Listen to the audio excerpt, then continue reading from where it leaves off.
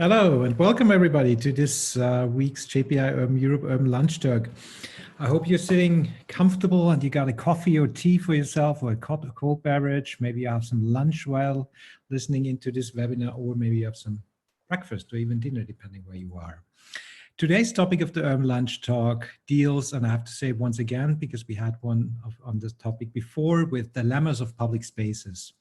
I have the pleasure today to moderate this session. My name is Johannes Riegler. I work as a stakeholder involvement officer in the JPI Urban Europe. JPI Urban Europe, I think most of you might be already familiar with the program, is a research and innovation program aiming at building capacities to develop pathways towards sustainable and livable urban futures. In the initiative, I'm mainly responsible for stakeholder involvement. So I'm managing something what we call the AGORA. So the AGORA is our stakeholder involvement platform under which we, on a program level, engage with various communities of urban actors and stakeholders, facilitate exchanges and formats which allow the combination of knowledge and experiences and to derive strategic input for us on a program level. Before we go into the content of the webinar, just some brief introduction and information and housekeeping rules. So I would like to say thank you to Caroline Rangston. It's my colleague in the JPI Urban Europe. She's the Chief of Operations, so to say, from the Urban Lunch Talks. So she does an outstanding job usually organizing these kind of webinars, and she did so today as well. So if you have any question, please feel free to post them in the chat. Caroline will be there and we'll keep an eye on the question, and we might be able to address them then in the webinar here as well. Please also feel free to introduce yourself briefly in the chat. I already see that people already started doing that. That is great. So today we have a huge number of registrations actually, and I think many more people will maybe just drop in at a later stage. We have around 180 registered participation, and I think this is one of the largest numbers we had so far.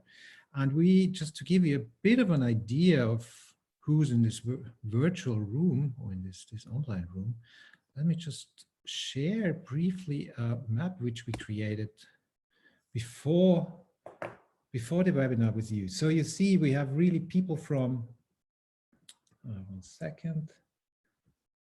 We have people from all over Europe here. So starting with Nicosia in Cyprus, going all the way to Ireland, and people from Vasa in Finland until Portugal. But we also have a number of people from outside of Europe, which is great. So we have someone from Algeria dialing in, someone from Uruguay, people from Brazil, Australia, Indonesia, Singapore, Nepal, and many more. This is great. So I'm very happy to have you all here. I hope you're as excited about this webinar and this setup as I am. Before we start the actual talk, I will just briefly introduce the content of today. One second. So today we will have the first part of this webinar will be introducing to you, will provide a little teaser of a paper we were working on with a writing team of 15 people, and I will talk about that in a second again. While the second part of the Urban Lunch Talk, you might be familiar with the format already, will be all about exchange between a couple of speakers which we have today. To give you a little bit of a background of this, why we are organizing a webinar on the dilemmas of public spaces, I would like to share a presentation with you. One second.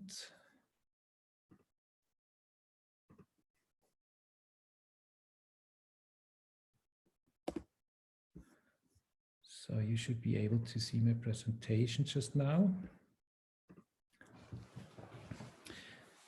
So we in the JPI Urban Europe, and you might be familiar with that format or with this notion of urban dilemmas from previous webinars and previous events and activities which we organize. So concretely, an urban dilemma, how we define it, is as a two or more competing goals, such as stakeholder interest and related strategies, and potentially fail to achieve their aims, as implementing one strategy hampers or prevents the achievement of the other one. So we derive our key priority areas from this definition. So we would actually like to not address urban issues sectorially, but actually look at the things in between where there's a little bit of traction or a little bit of friction. As such, we have defined 4 key priorities or 4 key dilemmas. One is urban robustness, one is urban infrastructures, digital transitions, and today, as you might know, we focus on inclusive public spaces. Over the last year, we have organized a series of events and activities where we actually wanted to invite the community, different stakeholders, different actors to discuss with us and exchange with us on what does it actually mean, urban dilemmas in public spaces. So we wanted to unfold this complexity around it in order to bring it down into chunks which we can address with our activities. So we had 2 central events or activities in this sense. So one was a rather small session, 2-hour session at in Valencia at the European Placemaking Week on the topic, and we then had a more dedicated one-day workshop, and I'm going to show you some pictures of that in a second, in Riga later last year. So what came out of that, or what the aim was of these 2 activities? On the one hand side, we created input for one of our upcoming joint calls on urban transformation capacities.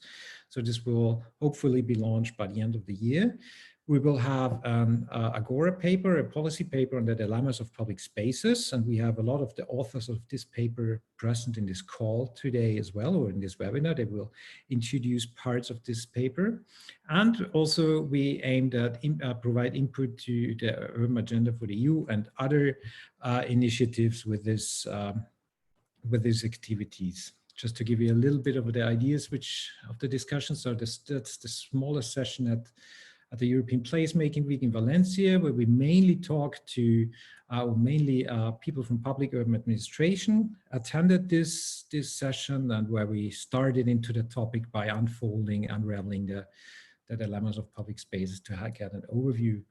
And then we had a larger workshop in Riga hosted by the ministry there, which was a very good one. We had 45 participants in this session with some site visits, where we really wanted to identify the key dilemmas, bringing together different perspectives and knowledges and take it from there. Yes, so we had 44 participants from 17 countries. It was a really, really good discussion there. And we will also, this webinar today should also serve a little bit as a teaser for our upcoming paper on that matter. So we have a writing team of 16 authors most of them were present in Riga in the workshop, who actually volunteered to take the topic further after that as well, to bring the results of the Riga workshop together and add some more knowledge and more background information on that. We have 8 chapters foreseen for this publication, which will hopefully come out, or we are planning to have it out by mid-August. So we almost there. We have the text actually ready, but it requires some more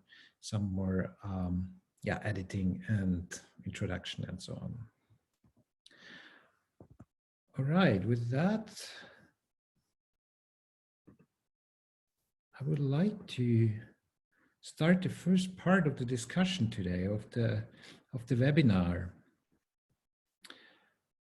So in the first part of the webinar, we would like to give you a little teaser, as I said, on this upcoming paper by highlighting one topic in particular. That is the topic on co-creative temporary use in public spaces. So in this part, which will now go until 1 o'clock, we have 2 speakers. So the first speaker today will be Sandra Guinaud. Sandra is an urban planner and urban geographer. She's a lecturer at the Institute of Geography and Regional Research at the University in Vienna, and an associate researcher at the IREST University in No, Iris Paris-1 University. And Sandra, you worked on this chapter together with Yvonne Franz and myself. And the second speaker in this part, we have Zala Velkava. Zala is a member of a non-profit urbanistic studio, Prosto Roche in Ljubljana, Slovenia, where she works on projects related to soft urban renewal, urban interventions, citizen participation. Hi, can you hear me? Yes, we can hear you. So Zala will give us more practical insight into her work in Ljubljana on temporary use and co-creation. All right, then I would give the word to you, Sandra, to introduce the topic or the chapter. Thank you. Yeah, well, good afternoon, everyone, and thanks, Johannes, for this introduction. So, as Johannes mentioned, we co-wrote this chapter on co-creative temporary use in public spaces. And we were actually interested in the potentialities that are being offered by this co-creative temporary activation of public space. I'm sure you're quite familiar with the topic. We framed this temporary intervention as quite diverse from instance, formal community garden, pop-up cafes, placemaking, tactical urbanism, to also more informal ones, such as street vendors and graffitis.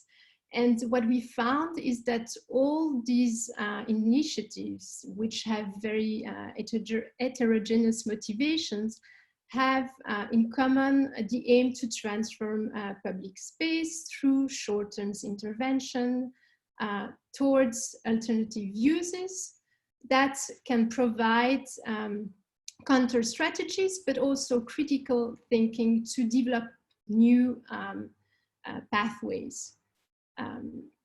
So because of this popularity and also this laudable goal, we aimed at actually examining a little bit more in detail these interventions and trying to see what could be the underlying dilemmas. So I'm going to now introduce to you some of these dilemmas that we identified. Of course, this is not an exhaustive list, and feel free to complete it. This will also bring maybe some more elements to our chapters. So as I mentioned, these temporary uses projects in co-creative planning processes can release synergetic potentials. They can contribute to a more just, sustainable urban environment, but at the same time, they can also risk to have negative social effects, such as exclusion. They could also increase the land value if they are being framed in a market-oriented redevelopment project, for example. They might also benefit one group and disadvantage another one, depending on who is being identified as being legitimate to act, for instance. Think also of actions that might be considered more socially acceptable, also more aesthetically pleasing, and then would be granted official and normative legitimacy, as others practices might in fact be considered or might be downturned, such as again the example of the street vendors. They also run the risk to be in the long run and in the broad project or larger scope of the project, they might be counterproductive. For instance, these initiatives are per definition limited in time. So if the physical structure can be really quickly reversible or dismantled, this is not the case of the social practices, but also the symbolic dimensions that have longer lasting effects. So this means that this intervention might create expectations. They might foster synergies, practices that needs to be taken into account in the project. Otherwise, they might be stopped quite abruptly and then create feeling of frustration, distrust, but also exclusion from some of the population. So these are some of the dilemmas that we identified. And then we tried to think about what could be the policy recommendation to sort of lower or undermine these dilemmas.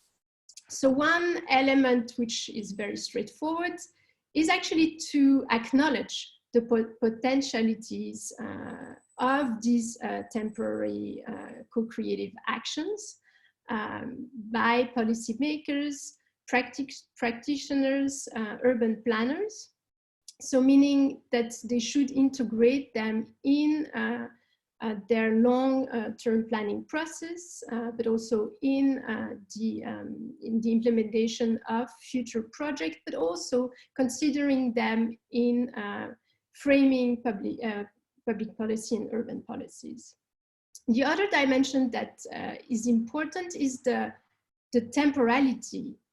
This means that we should, or practitioners, policymakers should not just see these actions are being very short-term lived, but as having this long-lasting effect that I have just mentioned previously.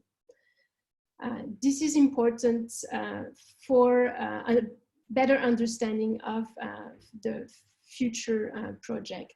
The other notions that came out are notions of flexibility and openness that should be integrated in the regulative process. So this means that regulative frameworks of local administrations and planning need to integrate these dimensions of flexibility and openness.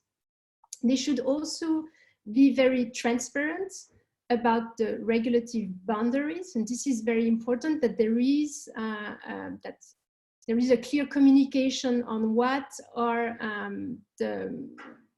on the part of the urban administration, on what are the objectives that they are trying to reach, what is also the future development and future scenarios, be quite transparent and communicating around this. And also one element that seemed to us important was the definition of co-responsibilities in this co-creative process and project. The other element is also to really think of this co-creative temporary intervention as a tool that is part of a comprehensive project. So not looking at it as something very, something isolated, a single element, but really trying to integrate it in the larger prospect of the project. And really think of it as a tool to experiment, but also giving insight on what could be the future project, giving sort of frames.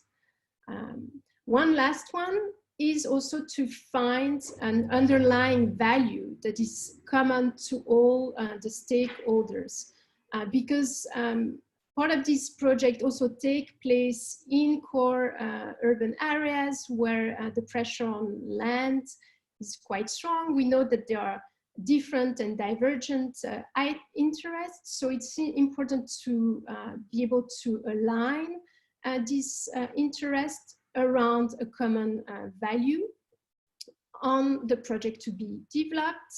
And we think that this is essential to balance the market versus the social interest and try to create these common objectives of what could be achieved through these temporary, co-creative temporary activation of space. So these are some of the policy recommendations that we came about. This is of course not exhaustive lists, But we think that it gives a direction that could support co-creative temporary uses and actually help lower the local dilemmas that could be embedded within these interventions. So now I will give the floor to Zala from the organization Prostorots.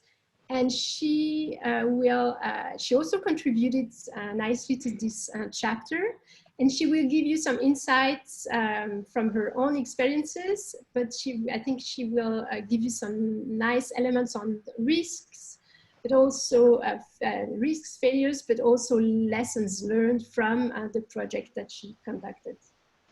Thanks. Hello, Sandra, and thanks for the invitation. I'll use my 7 minutes to maybe transmit a message to all the participants, and I'll just share my screen very quickly. Okay.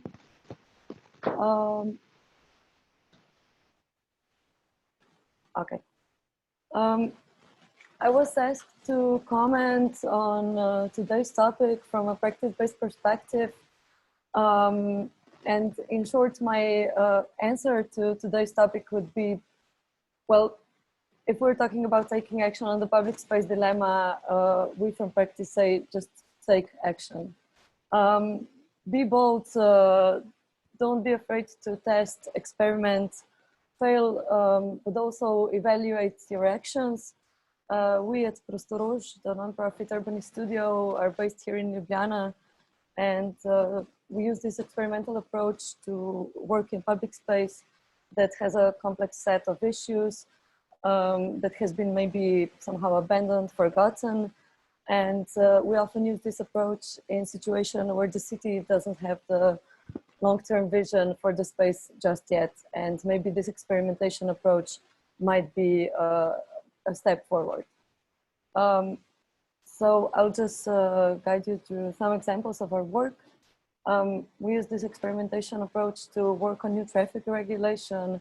For example, we built on the street that has no public space and no pedestrian space, we built temporary furniture on site on the street that was closed for the time of the building of the furniture, and also some parking spots were occupied later on.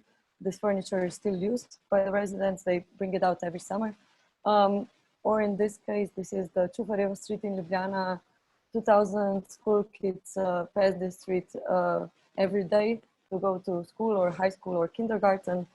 And we worked on new traffic regulation, but we also worked with school children to create a very bold statement on the street, which resulted in this. While the colors have faded since we initiated the intervention, the new traffic regulation state, and this is the important part of the intervention. We use the experimentation approach to work on public space that has maintenance issues. This is a square, this is a museum square in Ljubljana, and this is a fountain that was planned but was never functioning because it had to be fixed from the very beginning. As a part of an art intervention we were invited to work on, we proposed boats on the fountain, but that meant that the fountain needed to be fixed and filled with water so we could place the boats on the fountain. And while we didn't expect, while we expected positive feedback from the residents and other users, we didn't expect the kids to take off their clothes and start swimming in the fountain because they saw water in here for the first time. Yeah, we use the experimentation approach to raise awareness, to raise awareness of the public space that is maybe forgotten or is not even perceived as such just yet. These are small platforms that are used by the firemen here in Ljubljana. And we worked with a visual artist to create interventions like this. These platforms are very small, so we didn't want to have a big public opening.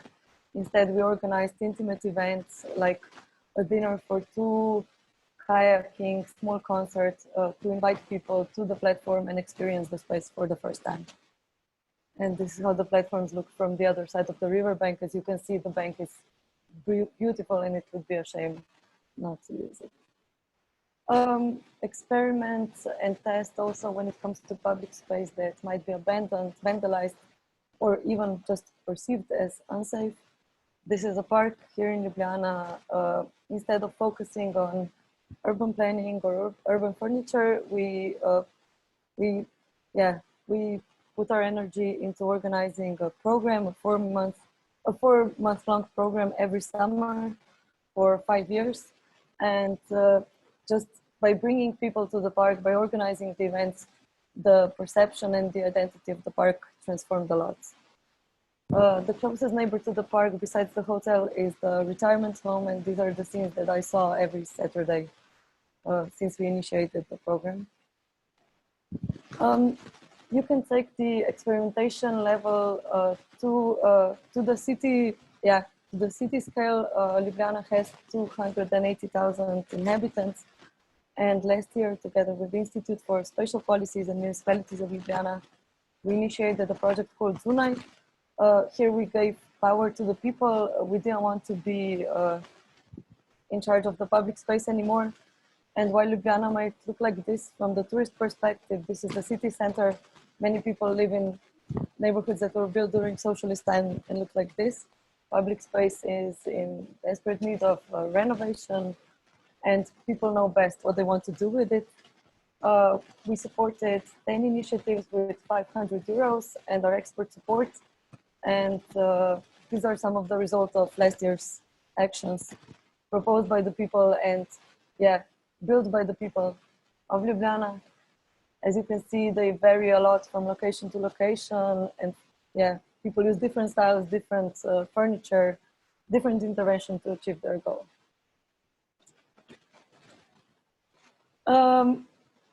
Finally, I used the JPI image that was used to promote today's event to raise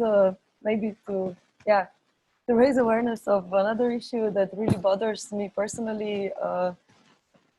In the last few months here in Ljubljana, we have a very difficult situation concerning public space because there are a lot of protests going on every Friday on the main square of the Republic.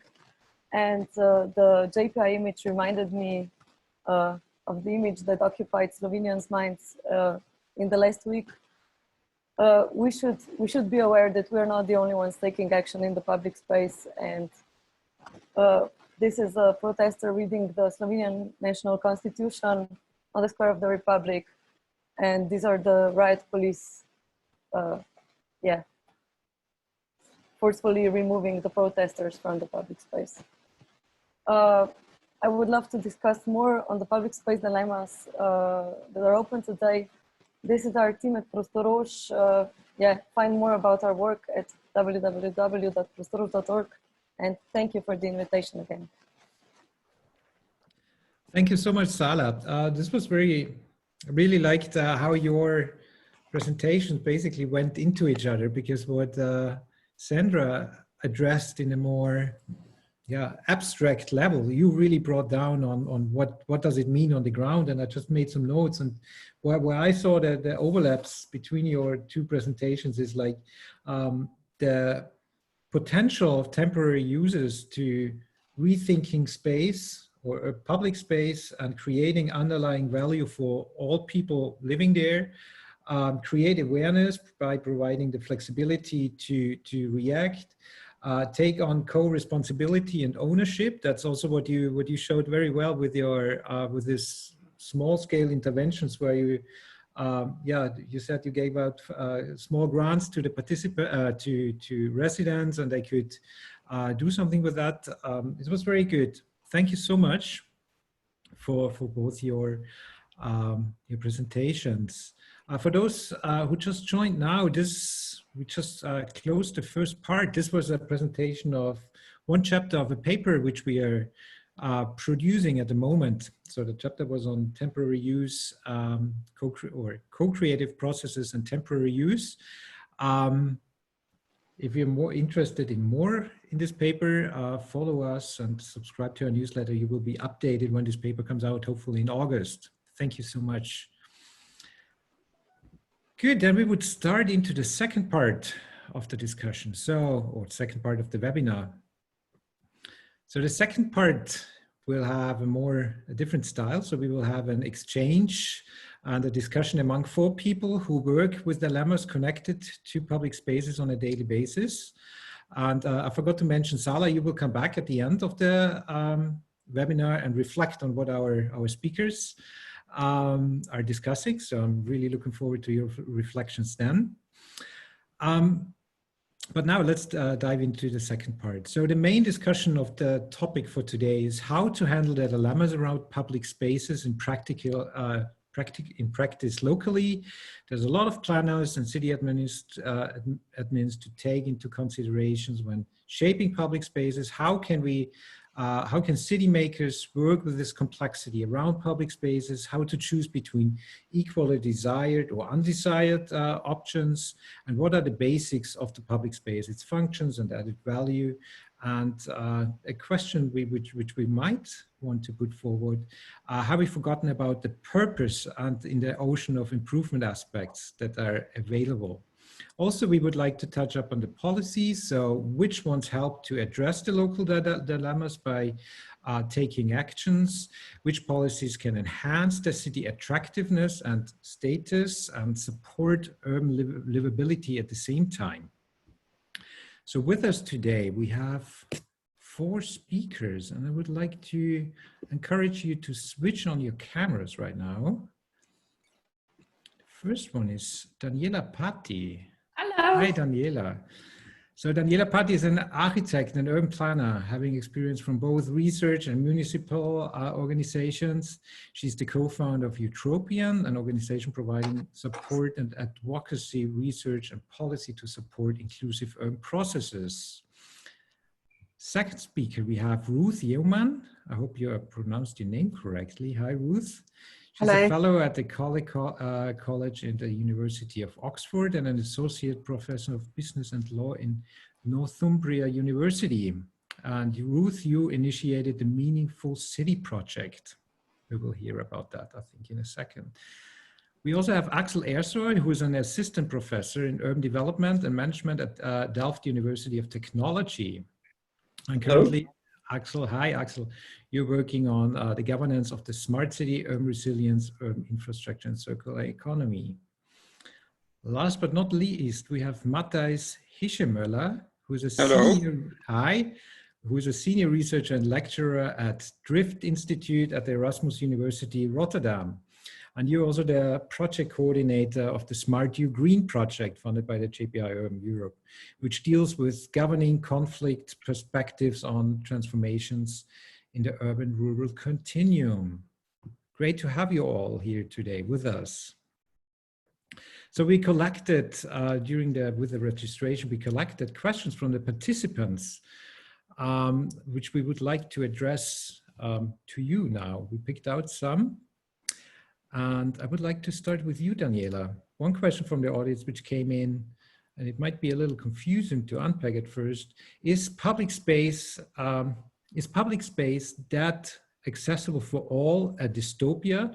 If no, how do you suggest that city admins try to assure it in practice? Just an easy question to start with. How to ensure that public space is really accessible to all, but that's a very good point, so thanks for the question.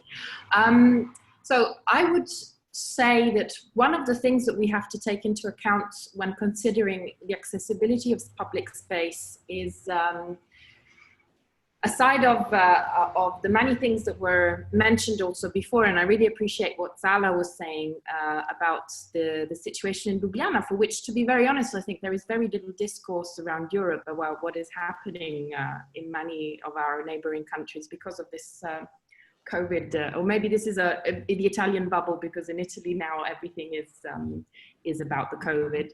So obviously, this public space is also a space of a lot of conflict, and this also creates a limit also to the accessibility. But one of the things, let's say, in that I would, in a more standardized condition, I would say that we have to consider, especially in terms of the role of the public administration, is two aspects. One is the maintenance, because one of the issues of accessibility of public space is also the conditions in which this is kept and maintained.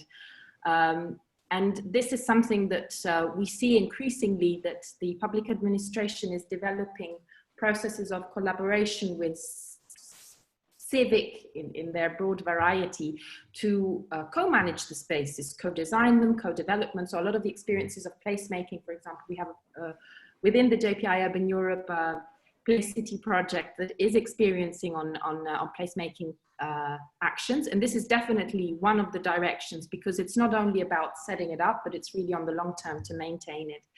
And then the second aspect that I would put as a problematization of the thing is that when we think of public space, we often think about open spaces.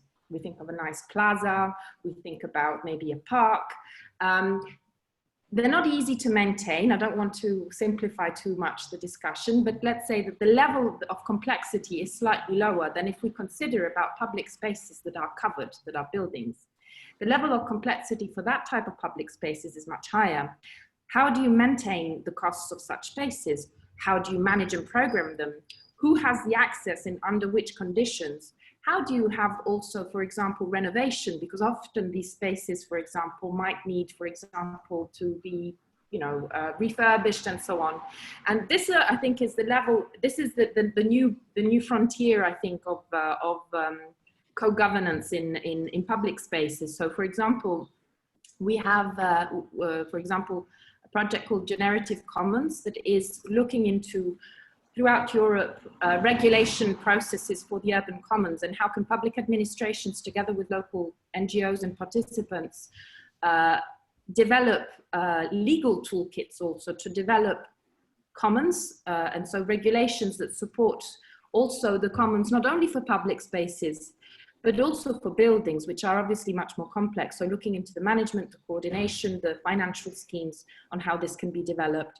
So I think that the key for the accessibility of public space to all is also ensuring a scheme that allows for the decision-making, the management and the financial schemes to actually be accessible to all on the long run. And this is a big challenge that public administrations are facing now, but I think there's a lot of experiences that are interesting in this relation, and it's definitely important to share them in this occasions and others. Thank you so much, Daniela. And I know you've been running a very successful webinar series over the last weeks called Cooperative City in Quarantine. So if our participants are interested in the COVID related issues, there's a lot of stuff on YouTube to look into there. Yes, thank you. Ruth, our participants also seemed very interested in the current trends in the debate of urban public spaces. So where do you think the policy trends would go or where do you see that the policy goes in the future? So what will happen in the future, also given this current situation? What are your reflections on that? Thank you. Hello, everybody. I think for policymakers, they're increasingly going to have to be thinking about establishing legitimacy for innovative city projects that need to be scaled up and embedded systemically. And they're going to have to make an offer to the various stakeholders of the city where legitimacy is grounded in something which is to do with how they enable good, decent, or meaningful lives. And I was taken by what Sandra said about value. And I think that underpinning all of this, there's got to be a value proposition. So there's something about value that reflects the diversity of interests and needs that people have, what matters to them, and the ways in which they want to live their lives. And of course, the ways in which people wish to live their lives are incredibly diverse. And I think that going forward, policymakers are really going to have to grapple closely with the tensions between control and freedom. and again alluded to in the case study that we looked at. And control here, you know, surveillance in the name of efficiency versus the claims of citizens to be able to have inventiveness and creativity and inclusion, and a form of freedom that allows them to express their lives. And there's a real tendency, I think, at the moment, and we're seeing it perhaps especially under COVID-19, efforts to reduce complexity, efforts to reduce the messiness around people's participation in public spaces by increasing control. But of course, that's not going to work in the long run. And we need to find a way of seeing how risk can be managed through policymaking in a way that invites people into making city spaces and city places so that they can find expression for the various ways in which they wish to live their lives, and so they can actually have something to do which is of significance and which matters, so that the contributions that people are making to the city, to creating and maintaining city spaces, it gives us something worthwhile to do, which hooks into something which matters to them in their lives and in their communities, and gives them a sense of meaning and purpose. And I think that that aspect of meaning and purpose then starts to connect to the institutional level. How do you actually enable that in a way so that meaning and purpose can be engaged with by as many groups as possible, so you generate the inclusivity? And it's a real challenge, I think, and perhaps one way forward might be to connect the value proposition, what people might be achieving at the end of their contributions to urban space making, with an urban ethos, to the values and meanings that express the city, the particular city, and the ways in which people wish to lead their lives within the city. So the values and principles and meanings that underpin an urban ethos, and also providing people with a toolkit for urban space making so that they can solve the problems that they choose matter to them in their lives, and they can use the dilemma and the tensions between control and creativity, control and freedom productively and creatively. And I think that probably means that we need to have an expansion of the concept of control. So it's not just control which is manifested through city administrators' need to survey and to maintain the boundaries of urban spaces, but it's control in the sense of people's agency and the experience of the power that they have collectively to do things together. Of course, that's extremely tricky, it's extremely messy, and it throws up all kinds of risks. But I think there's no way of getting around at a policy making level the permanent tension here between control and freedom, and how that plays itself out in policies that will shape urban space making. Thank you so much, Ruth. I see quite some links to what has been discussed before by Sala, Sandra, and also Daniela. Up next, Axel. One question the audience put forward is, what is the major dilemma about public spaces, in your opinion? And why is it so difficult to get it right in practice? Or is it actually difficult? What are your thoughts on that? Yes, I think that's a very important question, and thanks for inviting me as one of the speakers. And what I have been listening to since we started, I think we are all in a way talking about similar things with Sandra, Zala, Daniela, Ruth, and I'm sure we will be, Matthias is going to also touch upon similar things in his response to your question. So, when we look at, especially in recent years, many policies and programs and projects of governmental and non-governmental organizations, what we see is that they strive for solving problems associated with urbanization and global warming. And what we have seen is that there's this growing consensus in a way that we should adopt the way we design our cities due to especially increasing impacts of societal challenges, one of which is actually climate change and also natural hazards, right? So in that case, it is essential to think about, for example, how to climate-proof our cities while maintaining better quality of public space. And one of the things that we have been looking at, coming from urban planning background, we are kind of thinking of how to incorporate these, for instance, nature-based solutions to address societies, a variety of environmental, societal, and economic challenges, so that, for example, they can adopt some of the principles in kind of more sustainable ways. But to be able to do that, I think one of the things that we need to think about or change in our approach to cities is we need to think of cities and their regions as highly interdependent urban systems, right? With multiscalar components of social, ecological, technical subsystems that go beyond the jurisdictional or sometimes the build-up boundaries of individual city. And this is important because it is generally assumed that these subsystems that I talked about have co-evolved over time, influencing one another.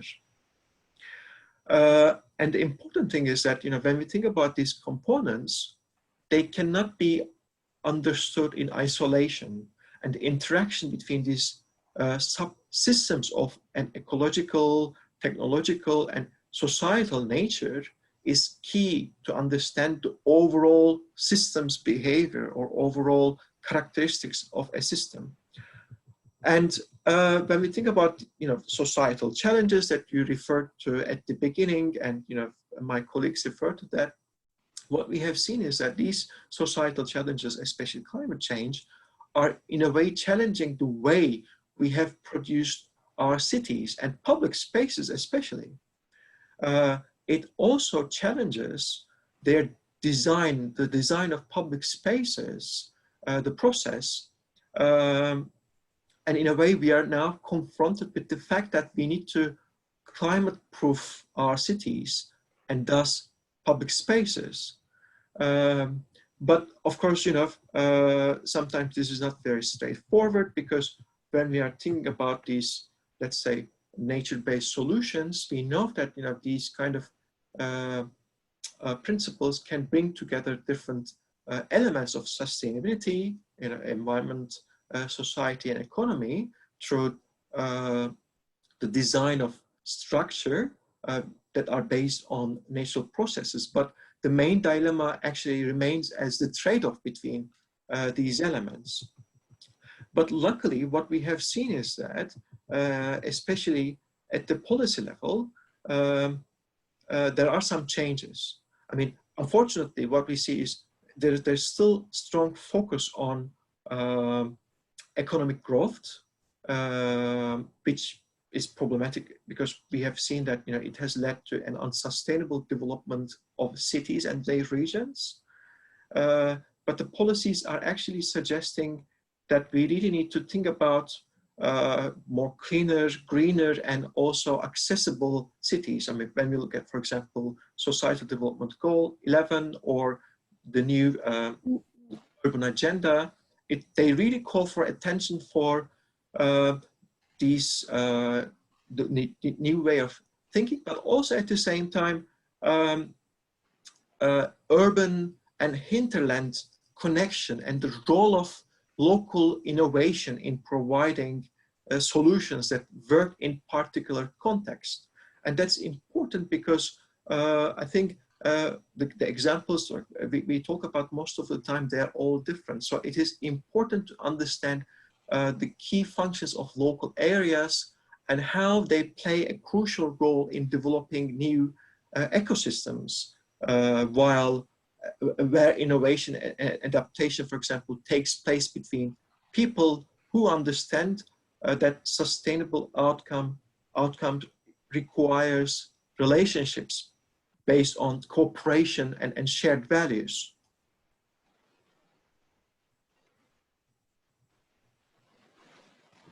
I muted myself, and now I forgot to unmute myself. Sorry for that. Thank you so much, Axel. That leaves us with one speaker, Matthias. You're part of or you're coordinating the project Smart You Green, which deals with urban landscapes, qualities and qualities of life, and addresses the conflicts around it, which involves many actors. So I think you're in the middle of your project. I was wondering what are the most useful results from your project so far? And how do you wish that these results are taken up by policy or urban public administration? What are your thoughts on that?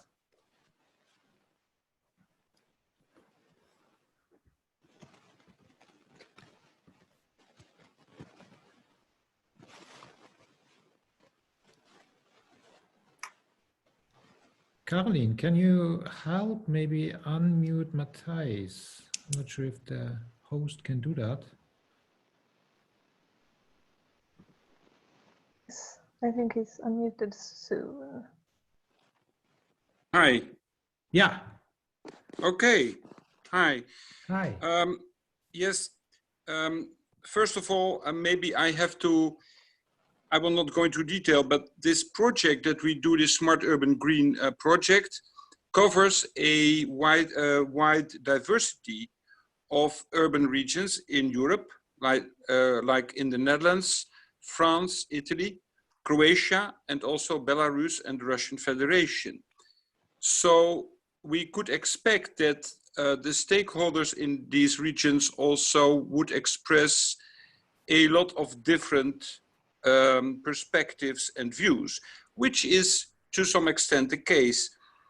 But what is most salient and interesting is actually that as I see it, that the outcomes in terms of what do the stakeholders, which is citizens, citizen groups, citizen initiatives in all these regions really want, is basically similar. And at the same time, the quality of public administration is not, in the sense that some public administrations will allow for a large degree of citizen participation, whereas in other regions this is not so easy. Now, you have introduced the concept of city makers, and from our project I would like to ask the question, who are these city makers? Because from a theoretical point of view, you could have the city makers being civil servants in the public administration. In some instances, like in England, there is city makers that, as a completely privatized project in certain instances. So it's completely, let's say, the big developing companies who have taken on this role. And since I'm working in an institute for research on transitions, let's say from a transition perspective, what is the relevance for urban transitions is that there is this natural kind of coalition that we all know between the citizen bureaucracies and the developers. And if we need a transition into smart urban green, into a more participatory use of public spaces, and I go into this in a few seconds, but then what you need is a shift from this, let's say, traditional coalition to a coalition between the city administration and the citizens.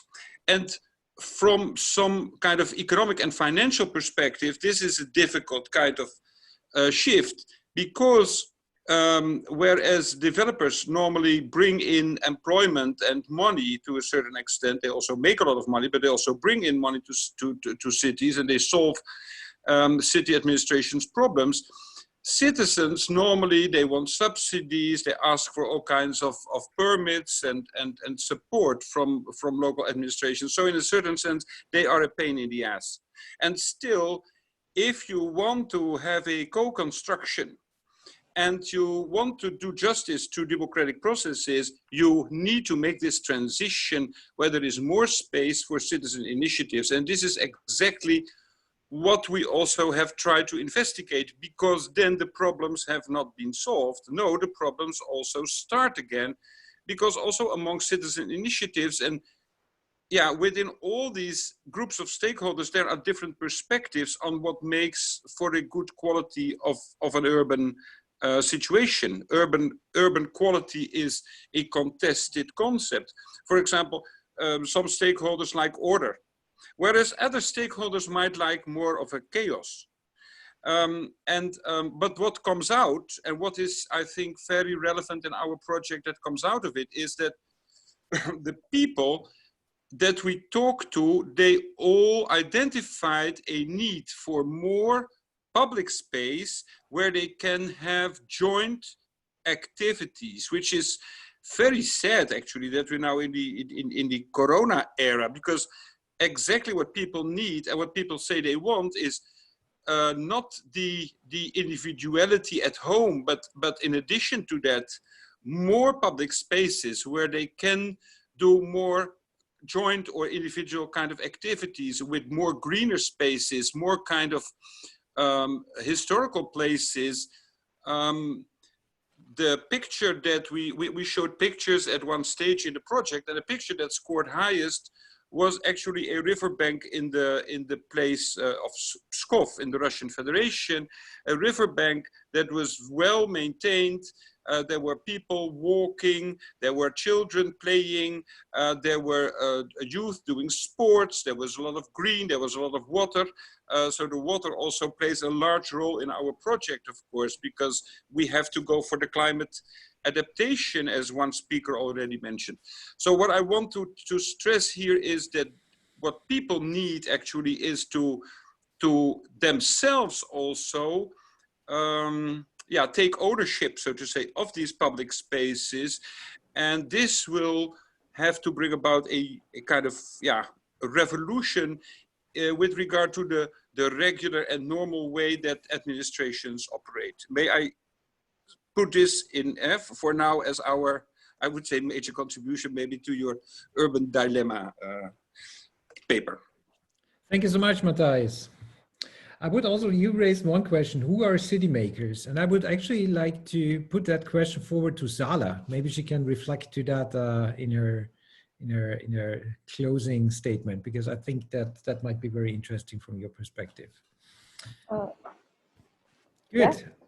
All right, so we have a poll coming up for all the participants here.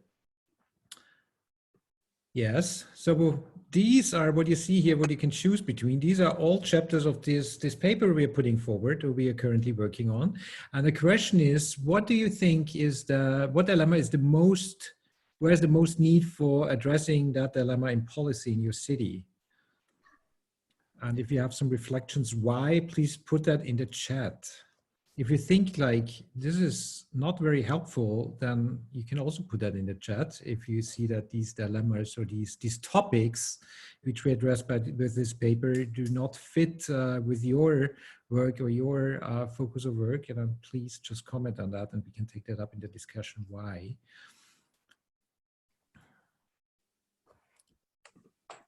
Good. Let me just go back to the question. Does anybody of the speakers want to, before we go into the results of the poll, want to refer or comment on any point of the other speakers of the statements which have been made? Do you see some similarities, or do you think that?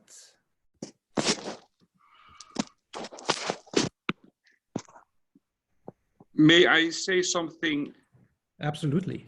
That was not said. Maybe it is what I find so intriguing.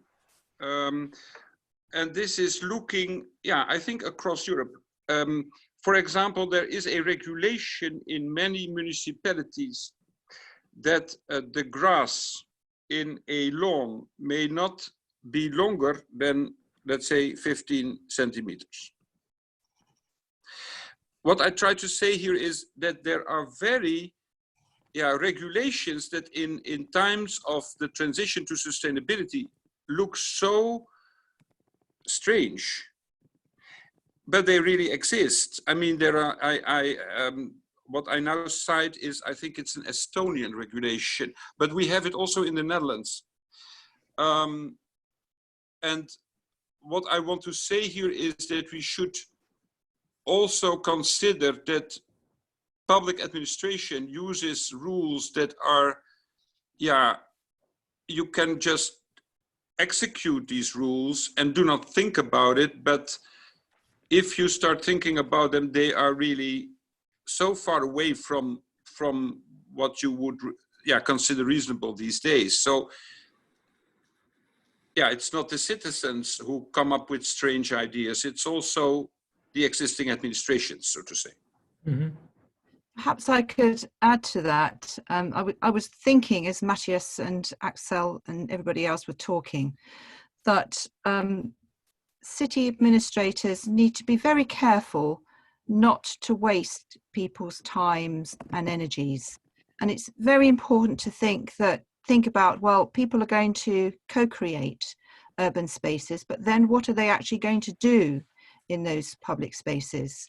We should really be very careful to think about projects and activities and engagements within those spaces where people feel that they're not futile, they're not pointless, they're not worthless. They're actually going to produce something which is of value to everybody who's taken part. And the contributions themselves that people are making inside city spaces also need to have a kind of moral quality to them, an ethical quality to them, in that they are generative, they have significance, they are about looking after future generations, looking after the environment, and they have some sort of significance and ethical value beyond participation, because they're contributing to something more broadly. Thank you so much, Ruth. If I could, Daniela, let's just, I give you the word in a second. Let's just see the results of the poll. Yep. Caroline, can you put that up? Okay, what do we see here? So we have 51% for rethinking urban public spaces, how to tap up on the potentials of reallocating streetscapes for sustainability and livability. That might be especially true now for in the current situation with the Corona crisis. Very close to that, we have the reconfiguration of public spaces via nature-based solutions. It's also very interesting. So these two are by far the shall I say, most popular ones. And then we have on number 3, inclusive design of public spaces for safe neighborhoods, or for safe, I think that was the title here. It's a bit cut. All right. Daniela, would you like to reflect upon these results and maybe make your comment, what you wanted to? Yeah, I just wanted to add on what the others were mentioning, and also the comments that are coming. There's a lot of input, so it's always quite rich. I just wanted to add on also what Ruth was saying, and I think this is also emerging from the comments of the poll, that on the one hand, definitely public administrations that are becoming, let's say, the enablers of processes in many cases have to create, let's say, an accommodating platform for the stakeholders to take action and also feel that they're not wasting their time.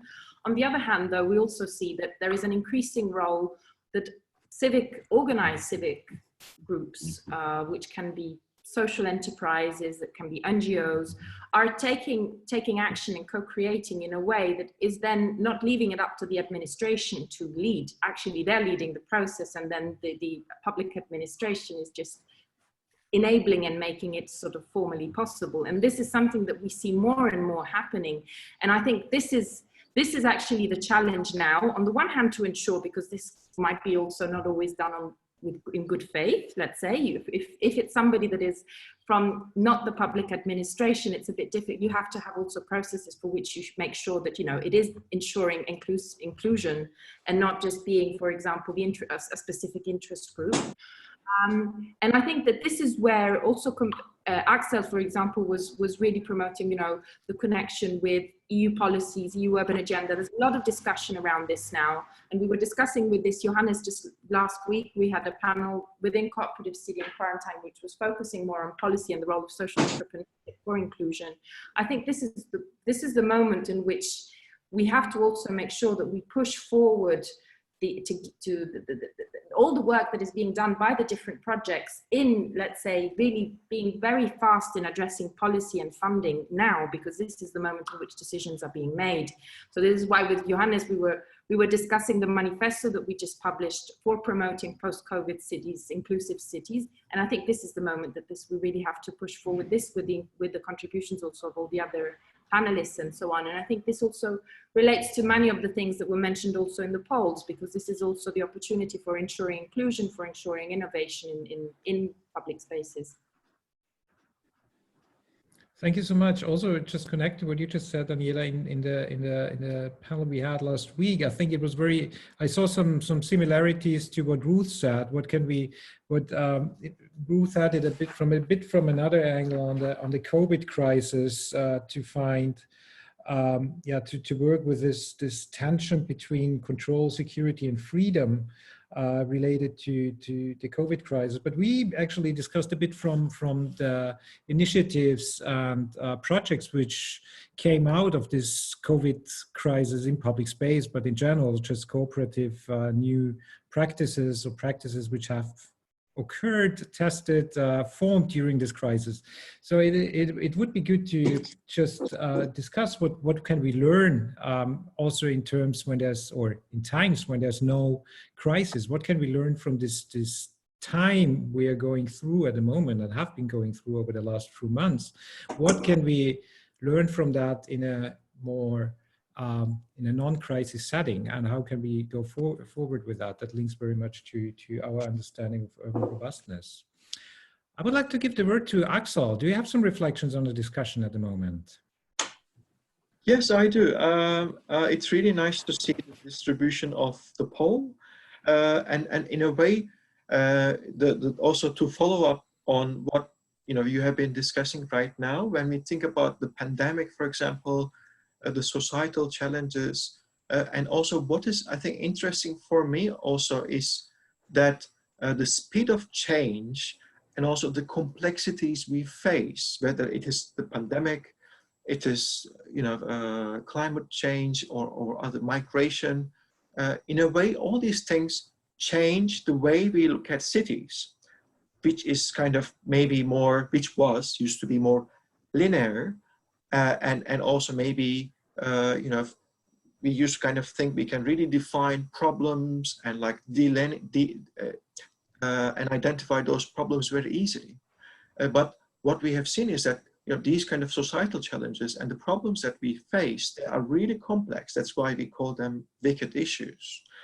And the aim now is to think about, in a way, this kind of collective search for integrated solutions to bring, in a way, more fruitful paths of societal development. And when we think about the emphasis, what we see is that the emphasis is kind of now moving towards continuous practice and learning that, in a way, requires us to change our traditional ideas of knowledge creation, which was kind of more disciplinary, okay, towards a new forms of knowledge that captures the broader kind of pluralistic social and economic context through dialogue and co-production, which is something that we have been also discussing since the beginning of this lunch talk. And what I want to highlight is that I think what's becoming quite prominent, and also I think this is also reflecting on the poll, is the importance of interconnectedness of public space and how it has become more prominent as it connects and integrates really social, cultural, financial, and human values in the context of urban systems. So they have become public spaces in a way, they have become these kind of ideal locations in a way for experimenting various ideas, whether it's nature-based solutions or, you know, what we call maybe urban experiments, practices. And I think it's important to think about these many functions or new ways of thinking of public space as a kind of step to developed in our field, in our research. Many thanks, Axel. I would like to ask Caroline if there are some questions from the audience which might be directed to the panel or to the participants here. We have two questions in the Q&A for now. The first one is about the physical space and the digital space. When it comes to public space, that we're spending more time in phones and in a digital, and what are the sort of, what can be the dilemmas in relation to that? I saw, Axel, you answered in text here, maybe you want to comment again, or someone else. And then we also have an anonymous question on the topic that is, shouldn't we acknowledge that democratic process in urban planning and placemaking is only applicable in democratic contexts?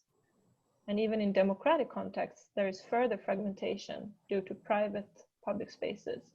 I'm guessing this is semi-public spaces and so on, which is only made available to the community on private owners' terms. Isn't this a fundamental boundary? Yeah, maybe if I can just, you know, have a quick reflection on what I wrote. So what I said, I think it's a really interesting question, but maybe the thing is, I can't remember what I wrote now, but it's about maybe thinking of the users of public spaces, you know, whether it is, you know, the physical public space or the digital public space. So there are a variety of different users that uses these spaces. And I think that the dilemma here is that, you know, in some cases, access to these spaces might be different in different contexts. And especially, you know, when we think about digital space in a crisis, in the face of a crisis like pandemic, for example, now we are using this, for example, webinar. But in some cases, it can be quite exclusive. I mean, you know, digital space can be used by only certain groups of the society. So I think the question in that maybe sense would be how to kind of think these different spaces can be used more inclusively. But maybe someone else can pick up on also the question, and yeah, we can take it from there. Are there any other reflections to these questions? Shall I comment upon the democracy one? Please. Yes, I think it is, the question was an excellent one, and I think a very, very tricky one. We've increasingly come to rely upon private organisations doing things within cities to try to improve people's lives, to improve the urban environment. But that comes at some degree of a price. And I don't think that we know really all that well how to deal with private governance, governance voids, and how to create a more hybrid system of governance at a city level that would harness these private sector organisations into an overarching frame. So I think that I'm always reminded of the phrase, the problems of democracy demand more democracy. So I've misquoted that, somebody will know that better. But I think we just need to keep pursuing the road of democratic governance and democratic participation, and to ensure that those private sector organisations have an understanding of what the democratic values of the city are and why the city has those values. They have those values for the interests also of the private company. and for what the private company can operate, because it taps into the generative human potential that exists within the city. With respect to cities that are not in democratic countries, then yes, of course, that is tricky. But there again, I tend to feel, and maybe this is a naive and idealistic view, that wherever we have human beings, we have tendencies towards democracy alongside tendencies to authoritarianism, and that people who have roles and responsibilities and are in charge of cities can tap into those tendencies, whatever they may be, however they may be expressed in their particular cities, and try to harness them so that people are given an opportunity and an experience of participation that gives them a feeling for how this can contribute to the sense that their lives have meaning and purpose, and also contributes to the common good more broadly. May I add a little to this? Please. Yeah. The question also mentioned the word context, right? Democratic context. In all the countries that we have in our project, including the Russian Federation and Belarus, the democratic context is not extremely different. I mean, formally speaking, these countries and the cities all have a kind of legal obligation for democratic decision making. The problem is much more as to whether in practice there is transparency. And I can assure you that although, and indeed, it's true that, for example, our colleagues from Zagreb, they have complained about the local situation in Zagreb. Our colleagues from Belarus have complained about the local situation in Mogilov in Belarus, but this is not by definition a Eastern European thing. I would like to caution that I finished a report on energy transition in Amsterdam, which is a very green city with an alderman for participation. And they have in back rooms done some climate swindle in order to satisfy their collaboration with Vattenfall, which is a huge Swedish multinational who is producing heat from gas. So it is not only the Eastern European countries, and we should always look look out for the fact that the policies, and this is the major complaint also by stakeholders in our project, that the interactions between the people from local governments and, let's say, their business partners, they are so used to it. It is not even bad faith. It is a matter of routine. And if you want to include and to make the policies more inclusive, the first problems that you face is to break with your routine, because it brings some stakeholders in a privileged position. Right? So it is about the situation of privilege, about intransparent policy making in the back rooms, and indeed are probably not taking your own citizens seriously. And this can take place everywhere, even in the countries with the best democratic rules and laws that we know of in the European Union. Thank you so much for this comment, Matthijs, and your insight into the project, and this probably also these nuances we will otherwise not read in the project report. Thank you for that. Yeah, I will try. I will do my best to specify everything also in the report. Very good. We left a little bit the very local level of public spaces, I have the feeling, in the last comments. So I would like to call upon Sala again to give us a bit of a reflection from her perspective, from her practice. How do you, Sala, interpret and see the discussion, and how do you break that down to your work? Thank you for that extremely difficult question. Maybe I would firstly just touch upon the question of the city makers, which I think is very spot on. As a member of an NGO, maybe my perspective, and probably some actors from the private sector would agree as well, that city makers from various levels appeared in the city to speed up the governance process because the public sector might be too slow. And here I relate also to what Sandra was saying in the very beginning, that city governments need to be flexible, open, etc. And at the same time, this might be very, very tricky process because as Matis and others already pointed out, not all city makers are acting with the same sincere goals in their minds. Can I continue? Sure. I have time, okay.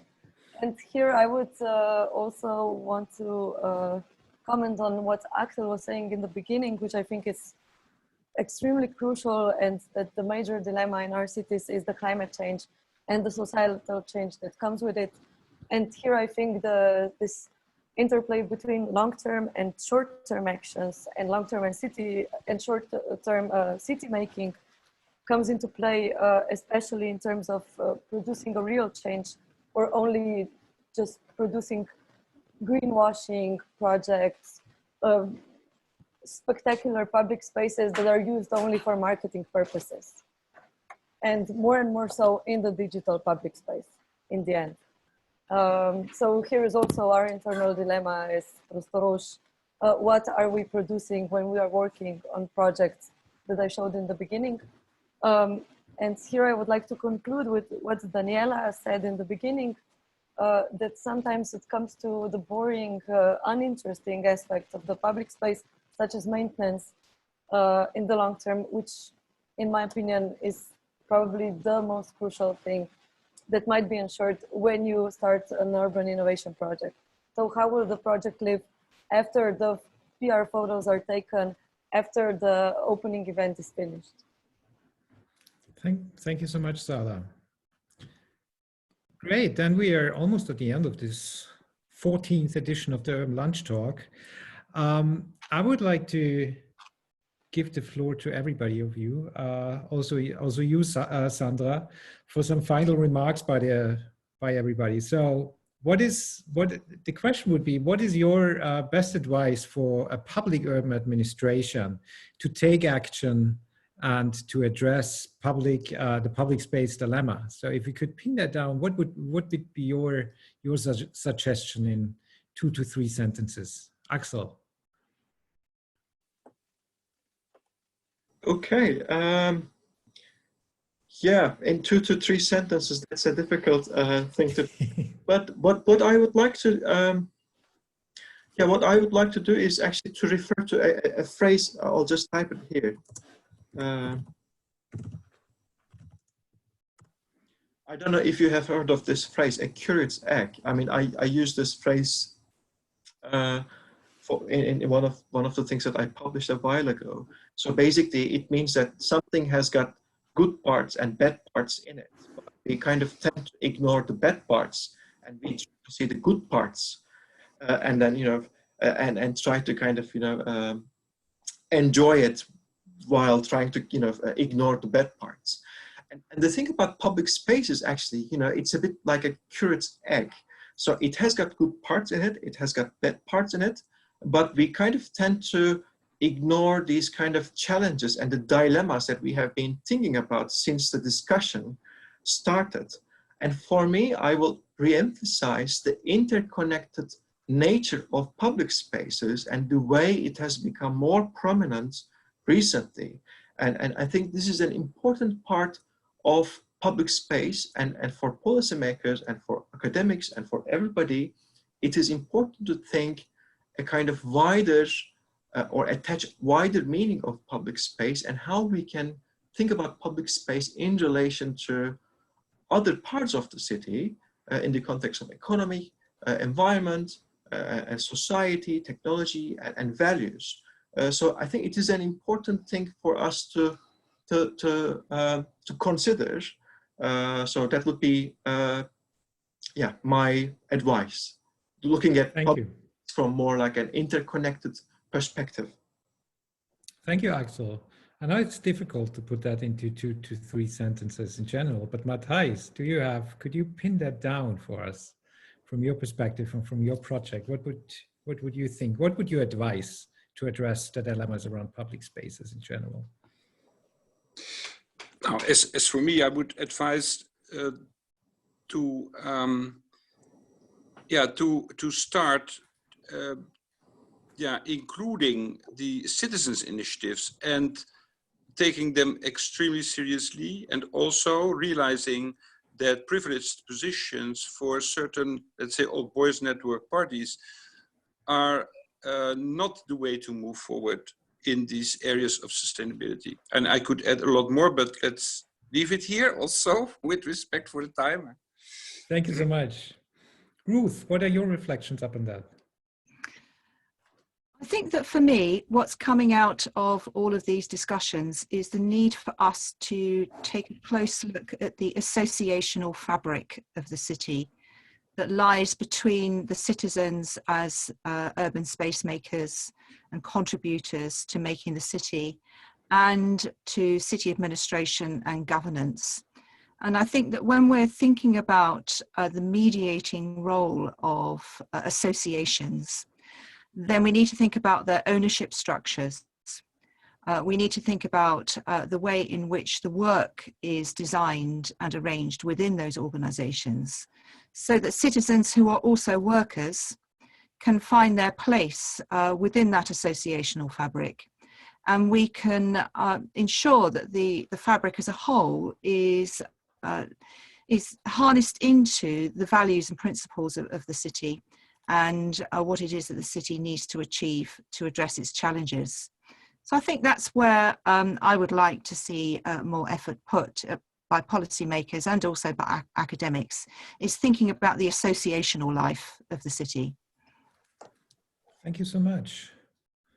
Daniela, what are your final reflections, remarks? Well, agreeing with everything that has been said, I would say that the public administration probably is now in the condition that they should actually put themselves in the situation of being enablers of processes. So traditionally, a public administration is, the one that decides, invests, maintains, and now there is a shift. So as Ruth was saying, we have to rethink the ownership structure, we have to rethink the maintenance, as Zala was also commenting.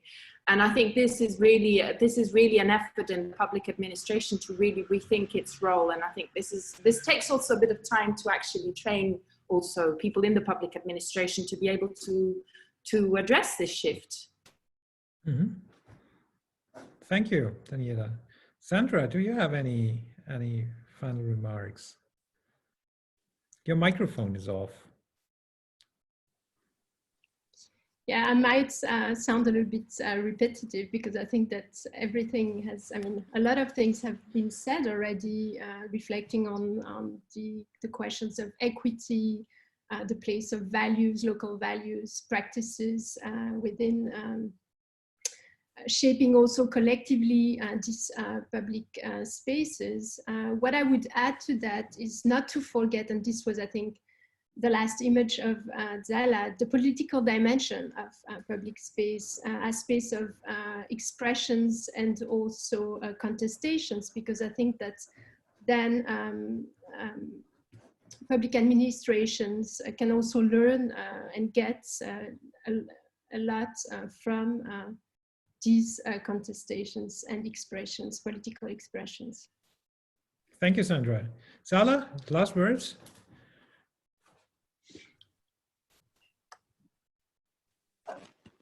I will be short, but I was just rereading Jane Jacobs this weekend, and I will conclude with her words.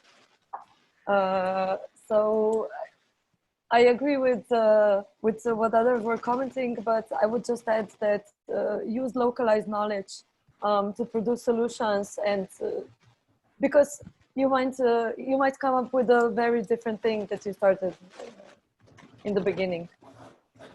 So very good. That's for my part.